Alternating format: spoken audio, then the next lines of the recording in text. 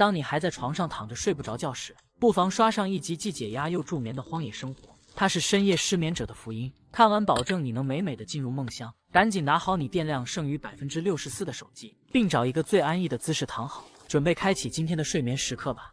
贫瘠的大山迎来了冬季的第一场雪，寒风肆意摧残着大山里的每一个角落。阿强知道这是检验他野外生存技能的最好时候，于是他背着行囊来到巨石林立的山坡上，小心翼翼地走在积雪之上。刺骨的大风掠过巨石之间，吹得人直打寒战。阿强一边走路，一边向山坡上方观望，希望在山间找到一个安身之所。在这种地方找到合适的栖息地可不容易。就这样走了2个多小时，阿强四肢都要冻僵了，于是在雪地上找一些枯草引火取暖。幸运的是，他还找到一坨这种半球形草本植物，很容易就能点着。